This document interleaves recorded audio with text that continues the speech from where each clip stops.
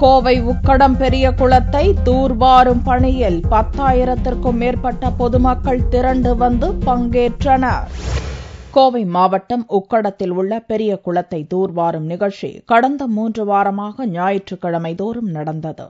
Rock மற்றும் தன்னார்வ அமைப்பினர் இந்த பணியை ஒருங்கிணைந்து நடத்தினர். ஞாயிறன்று நடந்த நிறைவு நாள் தூர்வாரும் நிகழ்ச்சியில் 10,000க்கும் மேற்பட்டோர் தாங்களே முன்வந்து இந்த பணியில் தங்களை இணைத்துக் கொண்டனர். பொதுமக்கள், பள்ளி, கல்லூரி மாணவர்கள், தன்னார்வ தொண்டு நிறுவனங்கள், வங்கி பணியாளர்கள், பொதுநல அமைப்பினர், போலீசார், எல்லை பாதுகாப்பு படை வீரர்கள், விமானப்படை வீரர்கள், தினமலர் நாளிதழ் ஊழியர்கள் உள்ளிட்டோர் தங்களது குடும்பத்துடன் உற்சாகமாக களமிறங்கினர். குளமே மனித தலைகளால் நிரம்பி வழிந்தது போல் காட்சியளித்தது.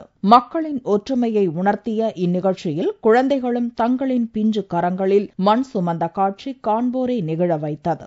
இது ஒரு அபூர்வமான, ஆக்கப்பூர்வமான நிகழ்வு என்று இதில் கலந்து கொண்டவர்கள் மகிழ்ச்சி பொங்க தெரிவித்தனர். இந்த மாதிரி ஒரு இது செய்யும் போது எல்லா மக்களுடைய இன்டெகிரேஷன் இதுல தெரியுது, ஒற்றுமை தெரியுது.